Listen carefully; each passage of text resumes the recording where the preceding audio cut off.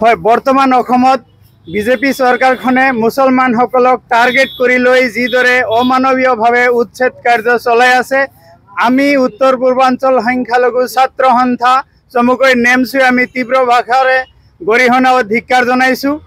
আমি নেমছুৱে দাবী কৰোঁ, আমি বিশ্বাস কৰোঁ সমগ্ৰ অসমৰ মানুহে বিচাৰে যে যদি উচ্ছেদ আইনগত প্ৰক্ৰিয়াৰে নহয় তেনেহলে এইটো অমানৱীয় আৰু অন্যায়ভাৱে যে কৰিছে এয়া একেবাৰে সত্য। কাৰণ উচ্ছেদ প্ৰক্ৰিয়া যদি চৰকাৰে কৰিব লাগে তেনেহলে নিৰ্দিষ্ট কিছুমান নীতি নিয়মৰ মাজেৰে কৰা দৰকাৰ। কাৰণ উচ্ছেদ কৰাৰ পূৰ্বে সেইসকল নাগৰিক যেহেতু ভাৰতীয় গতিকে সিহঁতক পুনৰ সংস্থাপনৰ ব্যৱস্থা কৰি যদি উচ্ছেদ প্ৰক্ৰিয়া চলালেহেঁতেন তেনেহলে কাৰো কোনো আপত্তি কৰিবলগীয়া নাছিল, কোনো ক'বলগীয়া নাছিল। কিন্তু উচ্ছেদ কৰিবলৈ গৈ শান্তিপূৰ্ণ উচ্ছেদৰ পৰা যিদৰে সিহঁতে মানে গুলিয়াই হত্যা কৰিলে নিৰীহ মানুহক সেয়া একেবাৰে জঘন্য কাম কৰিছে চৰকাৰখনে। আৰু আপোনালোকে জানে যে সেই সোণাপুৰ ট্ৰাইবেল বেল্টত সেই বেল্টত অকল মুছলমানেই বসবাস কৰি থকা নাই, তাতে অন্যান্য জাতি ধৰ্মৰ মানুহেও আছে। কিন্তু এই বিজেপি চৰকাৰখনে একমাত্ৰ সিহঁতৰ ৰাজনৈতিক উদ্দেশ্য সিদ্ধি কৰাৰ কাৰণে সিহঁতে সাম্প্ৰদায়িক মনোভাৱেৰে বাছি বাছি অকল মুছলমানসকলক টাৰ্গেট কৰি উচ্ছেদ কৰিছে। আপোনালোকে হয়তো জানে যে সোণাপুৰত যিসকল পৰিয়ালক উচ্ছেদ কৰা হৈছে তাৰে কিছুমান পৰিয়াল এনেকুৱা আছে যে ট্ৰাইবেল বেল্ট এণ্ড ব্লক সৃষ্টি কৰাৰ পূৰ্বৰ পৰাই তাতে বসবাস কৰি আছিল, তেনেকুৱা পৰিয়ালকো কিন্তু উচ্ছেদ কৰিছে। গতিকে সেই ঘটনাক আমি নেমছুৱে তীব্ৰ ভাষাৰে আমি গৰিহণা দিছোঁ, ধিক্কাৰ জনাইছোঁ।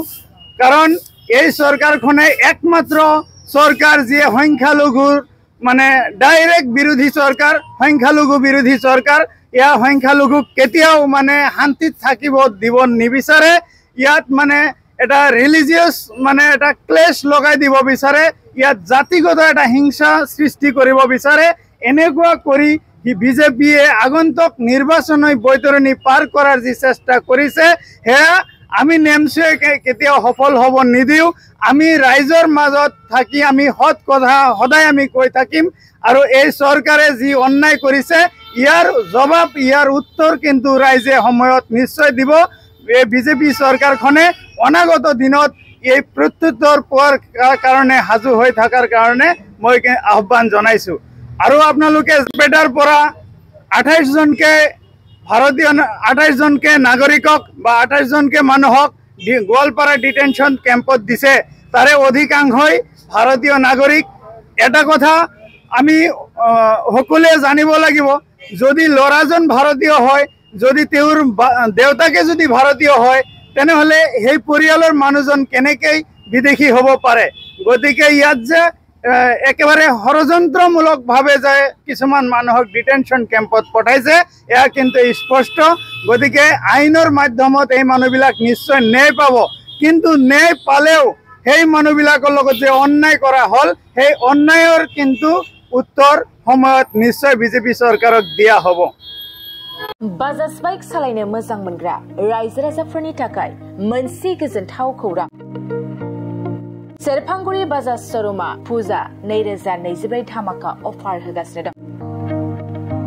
क'क्राझार जिल्ला सेरफांगुरियाव थानाय फुंखा एन्टारप्राइज बाजाज शोरूमा सेप्तेम्बरनिफ्राय 30 अक्ट'बर फुजा 2024 धामाका अफारनि खाबुफोर होगासिनो दं।